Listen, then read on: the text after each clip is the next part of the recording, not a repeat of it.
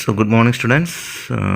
നമ്മൾ ഡിസ്കസ് ചെയ്യാൻ പോകുന്നത് ഈ ചാപ്റ്ററിൽ വളരെ ഇമ്പോർട്ടൻ്റ് ആയിട്ടുള്ള ഒരു സെക്ഷനാണ് സ്ട്രെസ് സ്ട്രെയിൻ കർവ്. ഈ സ്ട്രെസ് സ്ട്രെയിൻ കർവ് എന്ന് വെച്ചാൽ നമ്മളിപ്പോൾ ഒബ്ജക്റ്റിലേക്ക് നമ്മളൊരു ഫോഴ്സ് കൊടുക്കുകയാണെങ്കിൽ അതിൻ്റെ സ്ട്രെസ് കൊടുക്കുകയാണെങ്കിൽ നമുക്കറിയാം സ്ട്രെയിൻ ഉണ്ടാവുമെന്നറിയാം അല്ലേ. അപ്പോൾ നമ്മളൊരു എക്സാമ്പിൾ നമ്മൾ ഒരു ഇലാസ്റ്റിക് ഇലാസ്റ്റിക് അല്ലെങ്കിൽ ഒരു റബ്ബറിൻ്റെ പോലത്തെ മെറ്റീരിയൽ എന്തെങ്കിലും നമ്മൾ വലിക്കുകയാണെങ്കിൽ നമ്മൾ എന്ത് പറ്റും, ആദ്യം വലിച്ച് നമ്മൾ ഫോഴ്സ് റിമൂവ് ചെയ്യുമ്പോൾ എന്താ വീണ്ടും ഒബ്ജക്റ്റ് പഴയ പോലെ വരും. പിന്നെയും വലിച്ചാലോ അത് വീണ്ടും ചിലപ്പോൾ പഴയ പോലെ വരുമായിരിക്കും. പിന്നെ അങ്ങോട്ട് കൂടുതൽ നീളത്തിൽ വലിച്ച് നമ്മളെന്താ ബാക്കിലേക്ക് നമ്മൾ ഫോഴ്സ് വിട്ട് കഴിഞ്ഞാൽ വീണ്ടും എന്താ പഴയ പോലെ വരണമെന്നില്ല അല്ലേ. അങ്ങനെ പഴയ പോലെ വരാത്ത അവസ്ഥ നമ്മൾ വീണ്ടും വലിച്ച് എന്ത് പറ്റും, ചിലപ്പോൾ എന്ത് ചെയ്യും, അത് പൊട്ടിപ്പോവും. അപ്പോൾ അതുപോലെ നമുക്ക് എന്താണ് ഈ സ്ട്രെസ്സും സ്ട്രെയിനും എങ്ങനെയാണ് ഒരു ഒബ്ജക്റ്റിൽ നമ്മൾ അപ്ലൈ ചെയ്യുമ്പോൾ അവിടെ അല്ല സ്ട്രെസ് അപ്ലൈ ചെയ്ത് എന്താണ് ഒരു ഒബ്ജക്റ്റിൽ അപ്ലൈ ചെയ്ത് എങ്ങനെയാണ് സ്ട്രെയിന് മാറ്റം ഉണ്ടാകുന്നത് എന്നാണ് നമ്മൾ ഈ സ്ട്രെസ് സ്ട്രെയിൻ കർവിൽ പഠിക്കാൻ പോകുന്നത്. ഓക്കെ, അപ്പം നമുക്ക് ആ സ്ട്രെസ് സ്ട്രെയിൻ കർവ് നോക്കാം എങ്ങനെയാണ് വരുന്നതെന്ന്. എന്നിട്ട് നമുക്ക് ഒരേ കർവിൻ്റെ ഓരോ പോർഷൻ വെച്ച് നമുക്കത് എക്സ്പ്ലെയിൻ ചെയ്യാം. ഓക്കെ, സോ ഇതാണ് നമ്മുടെ സ്ട്രെസ് സ്ട്രെയിൻ കർവ്. കണ്ടോ, സ്ട്രെസ്സ് ഒരു ഭാഗത്ത്, സ്ട്രെയിൻ വേറൊരു ഭാഗത്ത്. കർവ് ഇതാ ഇങ്ങനെ വരുന്നു. ഇവിടം വരെ നമുക്ക് സ്ട്രെയിറ്റ് ലൈനാണ്. പിന്നെ ഇവിടെ നിന്ന് ഇങ്ങനെ വാല്യൂ ഇങ്ങനെ വളർന്ന അവസാനം ഇവിടം വരെ ഉണ്ട് കർവ് കാണിച്ചിട്ടുണ്ട്. നമുക്ക് നോക്കാം ഈ first section O to A, അതുപോലെ A to B, അതുപോലെ B to C, പിന്നെ C to D, ഇങ്ങനെ 4 പോർഷനെ കുറിച്ച് നമുക്ക് ഡിസ്കസ് ചെയ്യേണ്ടത്. 4 പോർഷനെ കുറിച്ച് ഡിസ്കസ് ചെയ്യണം. അപ്പോൾ നമുക്ക് ആദ്യം first portion O to A എന്ന് പറഞ്ഞാൽ നമ്മളിപ്പോൾ ഒരു റബ്ബറിനെടുത്ത് വലിച്ച് അല്ലേ, എത്രത്തോളം നമ്മൾ സ്ട്രെസ്സ് കൊടുക്കുന്നുവോ അത്രത്തോളം എന്തുണ്ടാവും, നമുക്കത് സ്ട്രെയിൻ തരും അല്ലേ. സ്ട്രെസ് പ്രപ്പോർഷണൽ ടു സ്ട്രെയിൻ എന്നാണ് ആ പോർഷൻ. കാരണം നമുക്കറിയാം ഒരു ഒബ്ജക്റ്റ് ഇപ്പോൾ V പ്രപ്പോർഷണൽ ടു Y നമ്മൾ ഓംസിൽ പഠിച്ചിട്ടുണ്ടല്ലേ. രണ്ടും പ്രപ്പോർഷൻ ആണെങ്കിൽ എന്താ ഗ്രാഫിൽ B ചരിഞ്ഞ straight line sloping straight line ആയിരിക്കും അല്ലേ. അപ്പോൾ അതുപോലെ ഈ പോർഷൻ കാണിക്കുന്ന എന്താണ്, ഈ സ്ട്രെസ്സും സ്ട്രെയിനും എന്താ പ്രപ്പോർഷനാണെന്ന് കാണിക്കുന്ന പോർഷനാണ് O to A. അവിടെ നമ്മൾ സ്ട്രെസ് എത്രത്തോളം കൂട്ടിയാലും സ്ട്രെയിനും കൂടും, സ്ട്രെസ് കുറച്ചാലോ സ്ട്രെയിൻ കുറയും. ഓക്കെ, അപ്പോൾ ഈ ഏരിയയ്ക്ക് O to A എന്ന് പറഞ്ഞ ഏരിയയ്ക്ക് പറഞ്ഞ പേരാണ് പ്രപ്പോർഷണാലിറ്റി ലിമിറ്റ്. ഓക്കെ, അപ്പോൾ O to A എന്ന് പറഞ്ഞ ഏരിയയ്ക്ക് പറഞ്ഞ പേരെന്താണ്, പ്രപ്പോർഷണാലിറ്റി ലിമിറ്റ്. കാരണം എന്താ, നമ്മളവിടെ എത്ര സ്ട്രെസ്സ് കൂട്ടിയാലും അവിടെ എന്താ സ്ട്രെസ് പ്രപ്പോർഷണൽ ടു സ്ട്രെയിൻ ആയിരിക്കും. അതായത് ഹുക്സ് ലോ ഒബേ ചെയ്യുന്ന ഏരിയയാണ് O to A. Hooks law എന്തുവാ, സ്ട്രെസ് പ്രപ്പോർഷണൽ ടു സ്ട്രെയിൻ. അപ്പോൾ സ്ട്രെസ്സ് കൂടിയാൽ എന്താ സ്ട്രെയിനും കൂടുമെന്ന് പറയുന്ന പോർഷനാണ് ഈ പറഞ്ഞ O to A എന്ന പോർഷൻ. ഓക്കെ, അപ്പോൾ ആ പോയിന്റ് പറഞ്ഞ പേരെന്താ, പ്രപ്പോർഷണാലിറ്റി ലിമിറ്റ്. ഇനി നമ്മൾ അവിടെ നിന്ന് നമ്മളെന്താ ഒരു ഒബ്ജക്റ്റിനെ വലിച്ചു വിട്ടു, തിരിച്ച് പഴയ പോലെ വരും. വീണ്ടും നമ്മൾ എത്രത്തോളം വലിക്കും അത്രത്തോളം സ്ട്രെസ്സ് കൊടുത്താൽ സ്ട്രെയിൻ ഉണ്ടാകും. പക്ഷെ നമ്മളെന്താ അതിന് റിമൂവ് ചെയ്ത് എന്താ വീണ്ടും പഴയ പോലെ എത്തുകയും ചെയ്യും. ഇനി നമ്മൾ ഈ ഒബ്ജക്റ്റിനെ വീണ്ടും നമ്മൾ സ്ട്രെസ്സ് കൊടുക്കുകയാണെങ്കിൽ എന്താണ് ആ B എന്ന പോർഷൻ എന്ന് പറയുന്നത്, when the force is increased beyond A, നമ്മൾ അവിടെ നിന്ന് വീണ്ടും നമ്മൾ കുറച്ചുകൂടി ഫോഴ്സ് കൊടുക്കുകയാണെങ്കിൽ ഒരു റബ്ബറിനെ വലിച്ചു വിട്ടു പിന്നെ നമ്മൾ കുറച്ചുകൂടി വലിക്കുകയാണെങ്കിൽ എന്ത് പറ്റും എന്ന് നോക്കിയേ, B വരെ നമുക്ക് എന്താണ്, B എന്ന പോർഷൻ വരെ നമുക്ക് എന്താണ്, നമ്മളിപ്പോൾ വലിച്ചു വിട്ടു പിന്നെ നമ്മൾ കുറച്ച് വലിച്ച് എന്താ ചിലപ്പോൾ എന്ത് ചെയ്യാൻ പറ്റും, വിട്ട് കഴിഞ്ഞാൽ വീണ്ടും എന്താ ഒബ്ജക്റ്റ് വീണ്ടും പഴയ വരെ എത്തും അല്ലേ. പിന്നെയും ഒരു പോർഷൻ ഒരു ലിമിറ്റിന് പിന്നെയും വലിച്ച് വിട്ടാൽ എന്താ ഒബ്ജക്റ്റ് പഴയതുപോലെ വരണമെന്നില്ല ഒറിജിനൽ പൊസിഷനിലേക്ക്. അപ്പോൾ ഞാൻ പറഞ്ഞാൽ മനസ്സിലായോ, നമ്മൾ വലിച്ചു അല്ലേ, ഇവിടെ ഈ ഒരു പോർഷൻ അതായത് ഈ B എന്ന പോർഷൻ വരെ നമുക്ക് എന്ത് ചെയ്യാൻ പറ്റും, എത്രത്തോളം സ്ട്രെസ്സ് കൊടുക്കുന്നു അല്ലെങ്കിൽ എത്രത്തോളം സ്ട്രെസ്സ് കൊടുക്കുന്നു അല്ലെങ്കിൽ നമ്മൾ അപ്ലൈ ചെയ്യുന്ന ഫോഴ്സ് റിമൂവ് ചെയ്താൽ B എന്ന പോയിന്റ് വരെ നമ്മൾ ഫോഴ്സ് റിമൂവ് ചെയ്ത് കഴിഞ്ഞാൽ ആ ഒബ്ജക്റ്റ് വീണ്ടും എന്താ പഴയ പോലെ ഓയിലേക്ക് എത്തിച്ചേരും. അവിടം വരെ നമുക്ക് എന്താ ഇലാസ്റ്റിക് ലിമിറ്റാണ്. ഇലാസ്റ്റിക് ലിമിറ്റിന് അർത്ഥം അറിയാമല്ലോ, അവിടെ ഇലാസ്റ്റിക്, അതായത് അവിടം വരെ നമുക്ക് എന്താണ് ഒബ്ജക്റ്റിനെ വീണ്ടും ആ ഫോഴ്സ് റിമൂവ് ചെയ്ത് എന്താ ഒബ്ജക്റ്റ് വീണ്ടും എന്താ പഴയ പോലെ വരും. മനസ്സിലായോ? അപ്പോൾ ഒബ്ജക്റ്റ് നമ്മളെന്താ the stress is increased the Lord is gradually increase. Okay, അപ്പോൾ നമ്മൾ പറഞ്ഞു നോക്കിയാൽ നമ്മൾ B വരെ നമുക്ക് എന്ത് ചെയ്യാൻ പറ്റും, ആ ഫോഴ്സ് കൊടുത്ത ഒബ്ജക്റ്റിന് എന്ത് ചെയ്യാൻ പറ്റും, വീണ്ടും പഴയ പഴയ പൊസിഷനിലേക്ക് കൊണ്ടുവരാൻ പറ്റും B വരെ. അതുകൊണ്ട് ഇലാസ്റ്റിക് ലിമിറ്റ് അല്ലെങ്കിൽ ഈൽഡ് പോയിന്റ് അർത്ഥം തന്നെ അവിടം വരെ നമുക്ക് എന്താണ് ഫോഴ്സ് നമ്മൾ ഒബ്ജക്റ്റിനെ വലിച്ചു നീട്ടി വിട്ട് കഴിഞ്ഞാൽ എന്താ പഴയ പോലെ പൊസിഷനിലേക്ക് വരും. റബ്ബർ വലിക്കുന്നു വിടുന്നു പഴയ പോലെ വരും. എന്നാൽ നോക്കി അടുത്ത പറയുന്നത് നോക്കി C എന്ന പോയിന്റിൽ നമ്മൾ വീണ്ടും എന്താണ് അവിടെ നിന്നും വീണ്ടും നമ്മളെന്താ ആ പോയിന്റ് അപ്പുറത്തേക്ക് വലിച്ചു കഴിഞ്ഞാൽ, അതായത് C വരെ നമ്മളെന്താ ഒബ്ജക്റ്റിനെ ഫോഴ്സ് കൊടുത്ത് നമ്മളെന്താണ് ഫോഴ്സ് റിമൂവ് ചെയ്ത് കഴിഞ്ഞാൽ അവിടെ എന്ത് സംഭവിക്കും നോക്കാം. അതായത് നോക്കി ആ പോയിന്റ് എന്താ സംഭവിക്കണമെന്ന് നോക്കാം. ഓക്കെ, അപ്പം നമ്മൾ നോക്കി നമ്മൾ ഈ പറഞ്ഞ C എന്ന പോയിന്റ് ഒരു ഒബ്ജക്റ്റിനെ വരച്ച് കഴിഞ്ഞാൽ ആ പോയിന്റിൻ്റെ പേരെന്ന് നോക്കി, ആ പോയിന്റിൻ്റെ പേരെന്താ, ആ പോയിന്റിൻ്റെ പേരാണ് പ്ലാസ്റ്റിക് റീജിയൻ അല്ലെങ്കിൽ എന്താണ് പ്ലാസ്റ്റിക് ലിമിറ്റ് എന്ന് പറയുന്നത് അല്ലേ. എന്താണ് പ്ലാസ്റ്റിക് ബിഹേവിയറുള്ള റീജിയനാണ് സി എന്നർത്ഥം. നമ്മളിപ്പോൾ ഒരു വസ്തുവിനെ വലിച്ചു പഴയ പോലെ വന്നു, വീണ്ടും വലിച്ചു പഴയ പോലെ, നമ്മൾ വീണ്ടും ഫോഴ്സ് കൊടുത്ത് എന്താണ് ഓബ്ജക്റ്റ് വീണ്ടും എന്താ പഴയ ഒറിജിനൽ പൊസിഷനിലേക്ക് വരണമെന്നില്ല. അതെന്താ അതിൻ്റെ ഷേപ്പ് ഒന്ന് മാറിയിട്ട് ഒരു ഇൻ്റർമീഡിയറ്റ് പൊസിഷൻ വന്ന് നിൽക്കും. ഞാൻ പറഞ്ഞ മനസ്സിലാകുന്നു. വലിച്ചു, ഇപ്പോൾ ഇതാണ് ഇതിൻ്റെ ഒറിജിനൽ പൊസിഷൻ. ഇവിടെ നിന്ന് ഇങ്ങനെ വലിച്ചു, റബ്ബറിനെ വലിച്ചു പഴയ പോലെ വരും, വലിച്ചു പഴയ പോലെ വരും. പക്ഷെ നമ്മൾ വീണ്ടും കുറേ വലിക്കുമ്പോൾ എന്ത് പറ്റുമെന്ന് അറിയാവോ? വീണ്ടും നമ്മൾ ഇട്ട് കഴിഞ്ഞാൽ എന്താ ഒബ്ജക്റ്റ് വീണ്ടും അത് പഴയ സ്ഥലത്ത് എത്തത്തില്ല. അതിൻ്റെ ആകപ്പാടെ അതിൻ്റെ ഷേപ്പിലൊക്കെ ഒരു മാറ്റം വന്ന് ഒരു പൊസിഷനായിട്ട് നിൽക്കും അത്. ഓക്കെ, അപ്പോൾ ആ ലിമിറ്റാണ് എന്താണ് സി എന്ന് പറയുന്നത്. അതാണ് പ്ലാസ്റ്റിക് ബിഹേവിയർ എന്ന് പറയുക ആ പോർഷൻ. നോക്കി, നമ്മളിപ്പോൾ ഒബ്ജക്റ്റിന് ഇവിടെ വെച്ച് വിട്ട് കഴിഞ്ഞാൽ എന്ത് സംഭവിക്കും? ആ ഒബ്ജക്റ്റ് എന്താ വീണ്ടും പഴയ ഒറിജിനൽ പൊസിഷനിലേക്ക് വരത്തില്ല. പക്ഷെ അതിൻ്റെ ഒരു ഇൻ്റർമീഡിയറ്റ് സ്റ്റേറ്റിലോട്ട് കണ്ടാ കുറച്ച് അതിൻ്റെ ഷേപ്പിൽ നിന്നൊക്കെ മാറ്റം വന്ന് വേറൊരു പൊസിഷനിലേക്കായിരിക്കും ഒബ്ജക്റ്റ് നിൽക്കാൻ പോകുന്നത്. മനസ്സിലായോ? അതിൻ്റെ സ്ട്രെയിൻ ഒറിജിനൽ ഷേപ്പിൽ നിന്നാണ് ആ സ്ട്രെയിൻ കൂടും. അതായത് സ്ട്രെയിൻ കൂടും. നോക്കി, ഇവിടെ ഒറിജിനലാണ്, ഇപ്പോൾ നമ്മൾ വിട്ട് സി എന്ന പോയിന്റ് വരെ വലിച്ചിട്ട് വിട്ട് എന്ത് പറ്റും? അതിൻ്റെ സ്ട്രെയിൻ കൂടും. സ്ട്രെയിൻ എന്ന അർത്ഥം തന്നെ ഒറിജിനൽ ഷേപ്പിൽ നിന്ന് മാറ്റം ഉണ്ടാകും. മനസ്സിലായോ? ഇപ്പോൾ നോക്കിയാൽ പറഞ്ഞിരിക്കണം. നോക്കി, എന്താ മനസ്സിലായോ? പോയിന്റ് പ്രത്യേകം എന്താ മനസ്സിലായോ? ഇപ്പോൾ stress or Lord is increased beyond the point A. നമ്മൾ എയുടെ പോയിന്റ് നോക്കി എന്നാ പറയുന്നത്, സി വരെയുള്ള പോയിന്റിലോട്ട് നമ്മൾ ഒബ്ജക്റ്റിനെ വിട്ടിട്ട് എന്താ ഇവിടെ വരെ കൊണ്ടുവരുവാണെങ്കിൽ നമ്മൾ എന്താ ഒബ്ജക്റ്റിനെ വീണ്ടും റിലീസ് ചെയ്യണം. എന്താ ഒബ്ജക്റ്റ് എന്താ വീണ്ടും പഴയ പോലെ വരത്തില്ല. നമുക്കറിയാം, ഒരു പ്ലാസ്റ്റിക്കിൻ്റെ ഒരു മെറ്റീരിയൽ എടുത്ത് നമ്മൾ വലിച്ചു വിട്ടു, ഒരു പ്ലാസ്റ്റിക്കിൻ്റെ ഒരു ഇലാസ്റ്റിക് പോലുള്ള മെറ്റീരിയൽ നമ്മൾ വലിച്ച് പിന്നെയും കുറേ ഒരു എൻഡ് കഴിഞ്ഞ് നമ്മൾ പിന്നെയും വലിച്ച് എന്ത് വരും? അത് വീണ്ടും പഴയ പോലെ വരത്തില്ല. അത് ഒന്ന് ചെറുതായിട്ടൊന്ന് പുറകോട്ട് വന്ന് നിൽക്കത്തേ ഉള്ളൂ. കണ്ടോ? അതാണ് പറയുന്നത് ഒറിജിനൽ ഷേപ്പിൽ നിന്ന് മാറ്റം വന്ന് നിൽക്കുന്ന പൊസിഷൻ. ഓക്കെ, അതാണ് നമ്മൾ ഈ സി എന്ന പോയിന്റ് പറയുന്നത്. അപ്പോൾ സി എന്ന പോയിന്റ് പറഞ്ഞ പേരെന്താ? ഇവിടെ ഈ പോയിന്റ് പറഞ്ഞ പേരെന്താ? അതായത് ഇത് നമ്മൾ പെർമനൻറ്റ് സെറ്റ് എന്ന് പറയും. ഓക്കെ, നമ്മൾ നോക്കാം എന്നാ പറഞ്ഞത്. If the stress of or Lord is increase beyond B, the strain further increase. The increase in strain represent B C. കണ്ടോ? അപ്പോൾ സ്ട്രെയിൻ ഉണ്ടായി ഇവിടം വരെ ബി സി ആണ് കാണിക്കുന്നത്. ലോഡ് ഈസ് റിമൂവ്ഡ്, അല്ലേ? അത് അത്ര വലിയ സംഭവമായിട്ട് പഠിക്കണ്ട. ലോഡ് റിമൂവ് ചെയ്യുന്ന ഒബ്ജക്റ്റ് എന്താ ഒരിക്കലും പഴയ പൊസിഷനിലേക്ക് വരത്തില്ല. But the increase in the length of the wire is permanent. പക്ഷെ എന്താവും? അതിൻ്റെ ഒറിജിനൽ വയറിൽ നിന്നെന്താണ് അതിൻ്റെ എന്താ ലെങ്ത് പിന്നെയും കൂടുകയും ചെയ്യും. മനസ്സിലായോ? അപ്പോൾ സി എന്ന പോയിന്റിൽ നിന്ന് നമ്മൾ എന്താ വീണ്ടും നമ്മൾ അതായത് ഒബ്ജക്റ്റിനെ വലിച്ചു വിട്ടു, പിന്നെയും വലിച്ചു. അപ്പോൾ ആ ബി എന്ന പോയിന്റ് വരെ നമുക്ക് എന്താ പഴയ പോലെ വരും. പക്ഷേ സി എന്ന പോയിന്റിലേക്ക് വരച്ച് എന്താണ് ഒരിക്കലും എന്താണ് പഴയ പോലെ വരത്തുമില്ല.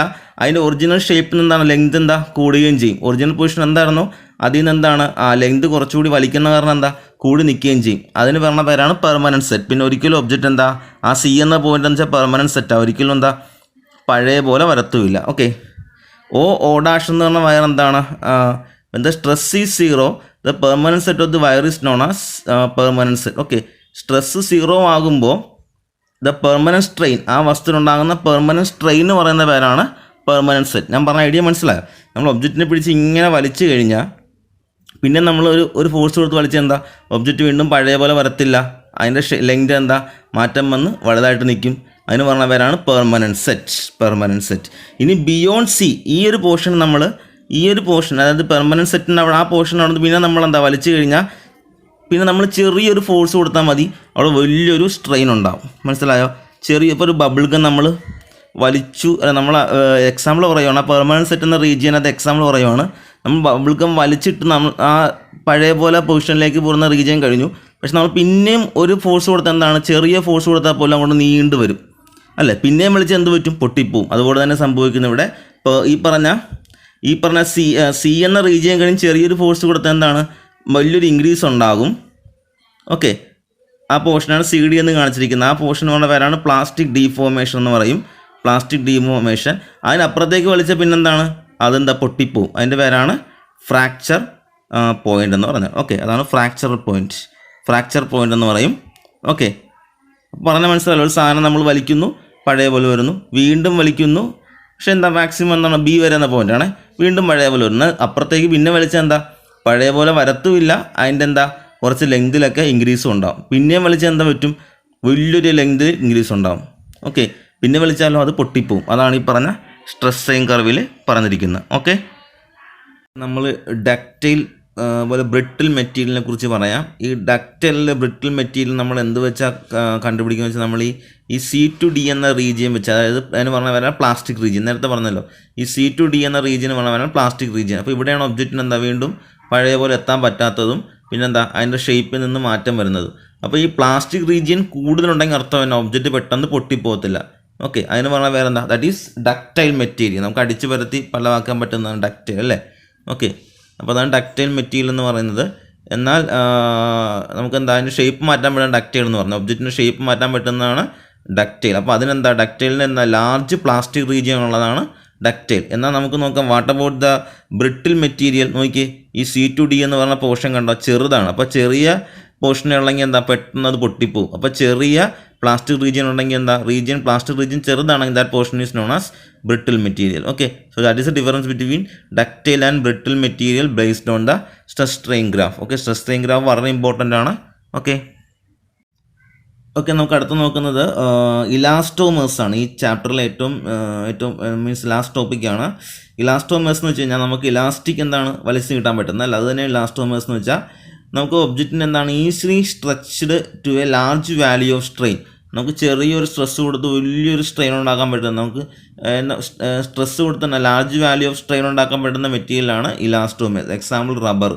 നമുക്ക് എത്ര വലിച്ച് നീട്ടിയാൽ നമുക്ക് എന്താ ലാർജ് വാല്യൂ ഓഫ് സ്ട്രെയിൻ നമുക്ക് എന്താ പ്രൊഡ്യൂസ് ചെയ്യാൻ പറ്റും. ആ ഒബ്ജക്റ്റിനകത്ത് large value of strain produce ചെയ്യാൻ പറ്റുമെങ്കിൽ ഒബ്ജക്റ്റിനകത്ത് ലാർജ് വാല്യൂ ഓഫ് സ്ട്രെയിൻ നമുക്ക് കൊണ്ടുവരാൻ പറ്റുമെങ്കിൽ ആ ഒബ്ജക്റ്റിനെ പറയുന്ന പേരാണ് elastomers. Okay, so this is the end of the chapter. Okay, so next chapter mechanical properties of fluids. നമ്മൾ നേരത്തെ പറഞ്ഞത് സോളിഡ്സിനെ കുറിച്ചാണ്, ഇപ്പോൾ ഫ്ലൂയിഡ്സിനെ കുറിച്ച് പഠിക്കാൻ വന്നത്. ആദ്യത്തെ ടോപ്പിക്ക് നിങ്ങൾക്ക് സിമിലർ അറിയാവുന്ന ടോപ്പിക്കാണ് ത്രസ്റ്റ് ആൻഡ് പ്രഷർ. 9th പഠിച്ച വാട്ട് ഈസ് ത്രസ്റ്റ്. ഒരു ഒബ്ജക്റ്റ് നമ്മളൊരു ഏരിയയിൽ ഒരു ഒബ്ജക്റ്റ് എന്താണ് ഒരു സർഫസിൽ വെക്കുമ്പോൾ ആ സർഫസിൽ എന്താ ഒബ്ജക്റ്റ് കൊടുക്കുന്ന ടോട്ടൽ ഫോഴ്സാണ് ത്രസ്റ്റ്. ഇപ്പോൾ ത്രസ്റ്റ് എന്ന് പറഞ്ഞാൽ എന്താണ്, ദാറ്റ് ഈസ് ഫോഴ്സ്. ഇനി നമ്മളൊരു ഏരിയ എടുക്കുമ്പോൾ ആണെങ്കിൽ ഒരു ഏരിയയിൽ ഉണ്ടാകുന്ന ഫോഴ്സിന് പറഞ്ഞ പേരാണ് pressure. Pressure is A force acting per area. നമുക്കറിയാലോ. ഇപ്പം നമ്മൾ അത് പഠിച്ചിട്ടുണ്ടല്ലോ, ഒരു മൊട്ടു സൂചിയും അല്ലെങ്കിൽ എന്താ ഒരു കൂർത്ത സൂചിയും ഒരു നല്ലോണം മൂർച്ചയെടുത്ത സൂചിയും തമ്മിൽ പ്രഷറിൻ്റെ റിലേഷൻ പഠിച്ചിട്ടുണ്ടല്ലേ. കൂർത്ത സൂചി എന്താണ് കൂടുതൽ പ്രഷർ കൊടുക്കും, മൂർച്ചയില്ലാത്ത സൂചിയാണെങ്കിൽ കുറച്ച് പ്രഷറേ ഉള്ളൂ. സോ നമ്മളൊരു ഏരിയയിൽ ഉണ്ടാകുന്ന ഫോഴ്സാണ് pressure. Then we know what is density. Density എന്താ മാസ് പെർ വോളിയം. അതിന് നമ്മൾ റോ എന്നുകൊണ്ട് ഇൻഡിക്കേറ്റ് ചെയ്യും. ഒരു യൂണിറ്റ് വോളിയം എടുത്താൽ അതിനകത്ത് എത്രത്തോളം മാസ് ഉണ്ടാകും, that is known as density. Then നിങ്ങൾ 9th പഠിച്ചതാണ് ഫ്ലൂയിഡ്സിനകത്ത് പഠിച്ചതാണ് ബോയൻ ഫോഴ്സ് അല്ലേ. ഒരു ഒബ്ജക്റ്റ് നമ്മളിപ്പോൾ എക്സാമ്പിൾ ഒരു ബോൾ വെള്ളത്തിലേക്ക് നമ്മൾ ഫോഴ്സ് കൊടുത്ത് മുക്കുവാണെങ്കിൽ തിരിച്ച് ബോൾ എന്ത് ചെയ്യും, പൊങ്ങി വരും. കാരണം എന്താ, ഒരു ഒബ്ജക്റ്റ് ലിക്വിഡിനകത്തേക്ക് അല്ലെങ്കിൽ എന്താ ഒന്നിനകത്തേക്ക് മുക്കി വെക്കുമ്പോൾ എന്ത് സംഭവിക്കും. സപ്പോസ് ഇസ് ഒരു പാത്രമാണെന്ന് കരുതുക, containing water and we dip ഒരു ഒബ്ജക്റ്റിനകത്തേക്ക് മുക്കി വെച്ചാൽ ആ ഒബ്ജക്റ്റിൻ്റെ വെയിറ്റ് താഴത്തോട്ടാണ് അല്ലേ. The weight of the object is always acting downward, but the liquid exert A force on the object upward അല്ലേ. അപ്വേർഡ് ഫോഴ്സിന് പറഞ്ഞ പേരാണ് ബോയൻ ഫോഴ്സ് അല്ലെങ്കിൽ അപ്ത്രസ്റ്റ് അല്ലേ. സോ അപ്വേർഡ് ഫോഴ്സ് കാരണം എന്താ ഒബ്ജക്റ്റിൻ്റെ നോർമൽ വെയിറ്റ് എന്താണോ ആ വെയിറ്റ് എന്ത് ചെയ്യും, ഡിക്രീസ് ചെയ്യും. So when an object is completely or partially immersed in an object, the weight acting on the object എന്താണ് in the upward direction. Upward means എന്താണ്, upward direction is known as എന്താണ് buoyant force. So the weight of the object will decreases due to buoyant force അല്ലെങ്കിൽ buoyancy അല്ലെ buoyant force അല്ലെ upthrust. ഇതൊക്കെ നിങ്ങൾ പഠിച്ചതാണ് already 9th. അടുത്ത topic നിങ്ങൾ ഓൾറെഡി ഡിസ്കസ് ചെയ്യാണ് 9th ആർക്കിമിഡീസ് പ്രിൻസിപ്പിൾ അല്ലേ. നമ്മൾ ഇത് വെച്ച് തന്നെ പറയാം, എക്സാമ്പിൾ വെച്ച് തന്നെ പറയാം. നമ്മളൊരു ഒബ്ജക്റ്റ് നമ്മളെന്താ ഓൾമോസ്റ്റ് എന്താണ് നിറഞ്ഞിരിക്കുന്ന ഒരു ഒബ്ജക്റ്റ് എടുക്കുക, ഒരു ടാങ്കിലേക്ക് ഒരു ബീക്കർ ഓൾറെഡി കണ്ടെയ്നർ എടുക്കുക, അതിനകത്തൊരു ചെറിയൊരു ഒരു ഔട്ട്ഫ്ലോ എന്ന വെള്ളം പുറത്തേക്ക് പോകാനുള്ളൊരു ഇത് വെക്കുക. ഒബ്ജക്റ്റിലേക്ക് നമ്മൾ വെള്ളത്തിലേക്ക് ഒരു ഒബ്ജക്റ്റിനെ മുക്കി വെക്കുമ്പോൾ എത്രത്തോളമാണോ ഒബ്ജക്റ്റിൻ്റെ വെയിറ്റ് അല്ല ഒബ്ജക്റ്റ് നമ്മൾ മുക്കി വെക്കുമ്പോൾ അതിന് ഈക്വൽ വെയിറ്റ് ആയിട്ടുള്ള ലിക്വിഡ് പുറത്തേക്ക് പോകും. അപ്പോൾ ഞാൻ പറയുവാണ്, സപ്പോസ് ഒബ്ജക്റ്റിൻ്റെ എയറിലെ വെയിറ്റ് 100 ഓക്കെ, എയറിലെ വെയിറ്റ് 100. അതിനെ വാട്ടറിലെ വെയിറ്റ് എത്ര കണ്ടു, 40 കണ്ടു. ഓക്കെ, പുറത്തേക്ക് വെള്ളം എത്രയെന്ന് പറയുന്നത്, പുറത്തേക്ക് വെള്ളത്തിൻ്റെ അളവ് 60 കരുതുക, 60. ഓക്കെ, എങ്കിൽ വേണ്ടാവുന്ന ബോയൻ ഫോഴ്സ് എത്രയായിരിക്കും. How will you calculate the buoyant force, air weight of the object in air minus weight of the object in water, അതാണ് ബോയൻ ഫോഴ്സ്. അപ്പോൾ 60 ബോയൻ ഫോഴ്സ്. അപ്പോൾ ഇവിടുത്തെ ബോയൻ ഫോഴ്സ് എത്ര കിട്ടി, we get the buoyant force is equal to 60. And what is the weight of the liquid displaced 60. അപ്പോൾ നമുക്ക് എന്ത് പറയാം, ഒരു ഒബ്ജക്റ്റ് വെള്ളത്തിൽ മുക്കി വെക്കുമ്പോൾ ഉണ്ടാകുന്ന ബോയൻ ഫോഴ്സ് എന്തിനു തുല്യമാണ്? ആ ഒബ്ജക്റ്റ് മൂലം പുറത്തേക്ക് പോകുന്ന വെള്ളത്തിൻ്റെ അളവിനും തുല്യമാണ്. So this is known as buoyant force. Archimedes principle. So when an object is completely or partially immersed in a liquid, the upward thrust acting on the object is equal to amount of liquid displaced by the body. This is known as Archimedes principle. Okay. So this is known as Archimedes principle. Next നമ്മൾ discuss ചെയ്യാൻ പോകുന്ന ടോപ്പിക്കാണ് liquid pressure. നമുക്കറിയാമല്ലോ, liquid ഒരു container എടുത്തു കഴിഞ്ഞാൽ, നമ്മൾ 9th പഠിച്ചിട്ടുണ്ട്, ലിക്വിഡ് ഒരു കണ്ടെയ്നറിൽ എടുത്തു കഴിഞ്ഞാൽ അല്ലേ, ആ ലിക്വിഡ് മൂലം എന്താ കണ്ടെയ്നറിൻ്റെ എല്ലാ ഏരിയയിലും എന്താ ഒരു ഫോഴ്സ് ഉണ്ടാവും. So force acting on the area of the container is known as pressure, liquid pressure. അത് ഡിപ്പെൻഡ് ചെയ്യുന്ന ഫാക്ടേഴ്സ് എന്തൊക്കെയാണ് നമ്മൾ പഠിച്ചിട്ടുണ്ട്. എന്തൊക്കെയാണ്? Liquid pressure is depending on height അല്ലേ, ഹൈറ്റ് ഓഫ് ദി കോളം. അതായത് നമ്മൾ ഇത്രയും വെള്ളം എടുക്കുന്നു അല്ലേ, കൂടുതൽ ഹൈറ്റ് കൂടുമ്പോൾ എന്താ പ്രഷർ എന്താ ഇങ്ങോട്ട് കൂടുതലായിരിക്കും. ദെൻ നമ്മൾ പറയാം ഡെൻസിറ്റി അല്ലേ, ഡെൻസിറ്റി നമ്മൾ റോ എന്ന് പറയും. ഇതിപ്പോൾ നമ്മൾ വാട്ടർ എടുക്കുമ്പോൾ ഉണ്ടാകുന്ന പ്രഷറിനേക്കാളും വാട്ടർ എടുക്കുന്ന ഒരു കണ്ടെയ്നറിനകത്ത് കെറോസിൻ എടുക്കുന്നു, കൂടുതൽ പ്രഷർ കൊടുക്കുന്ന ആരായിരിക്കും? വാട്ടർ ആയിരിക്കും. കാരണം വാട്ടറിൻ്റെ ഡെൻസിറ്റി കൂടുതലാണ്. പിന്നെ ഉള്ളതാണ് ആക്സലറേഷൻ ഡ്യൂ ടു ഗ്രാവിറ്റി. അപ്പോൾ ഇത് മൂന്നിനെയാണ് ലിക്വിഡ് പ്രഷറിനെ ഡിപ്പെൻഡ് ചെയ്യുന്ന ഫാക്ടേഴ്സ്. അപ്പോൾ നമുക്കിത് ഇതിൻ്റെ ഒരു ഡെറിവേഷനാണ് പഠിക്കാനുള്ളത്.